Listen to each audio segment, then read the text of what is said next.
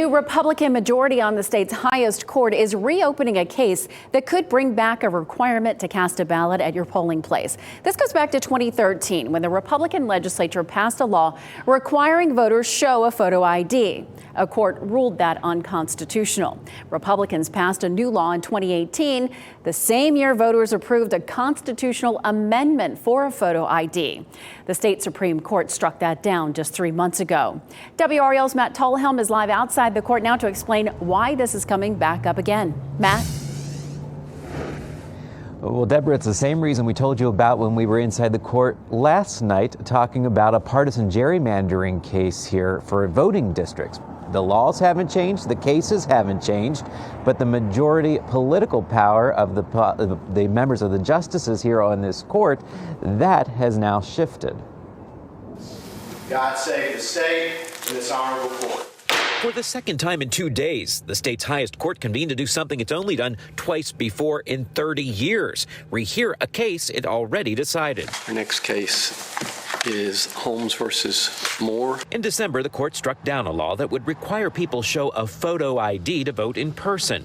The Democrat majority of justices found Republicans in the General Assembly crafted the law to target black voters who are less likely to have the required IDs and tend to vote more for Democrats. So your argument is that we should rehear and change our opinion because we got it wrong the first time. Yes, and this court has done that several times before. Republican lawmakers say it's about preventing in-person voter fraud. Their attorney mentioned how the law would provide free photo IDs at voting locations. It just does not bespeak discriminatory intent, racially discriminatory intent, to enact a voter ID law that allows everyone to vote. Republican justices asked the attorney representing voters for evidence of discrimination against black voters. One of those justices is the son of GOP Senate leader Phil Berger. Sorry, counsel, if I understand, you are indicating that there is no direct evidence of racial animus in Senate Bill or the legislative Bill 824.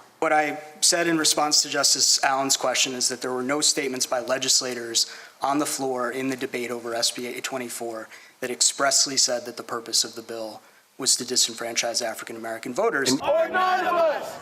Voting rights groups believe the motive may not be written in the law or spoken in the legislature, but they say it's clear in the impact a photo ID requirement would have at the polls.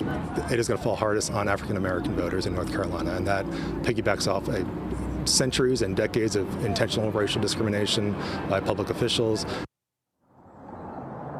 Now, the state Republican Party put out a statement saying the Democrats' radical majority on the previous NC Supreme Court nullified the will of North Carolina voters in order to insert their own personal political agenda using a tortured and laughable legal theory. Now, if the court here reverses that ruling it made just back in December, this voter ID law requiring the photo ID could be in place in time for the elections in 2024. Deborah.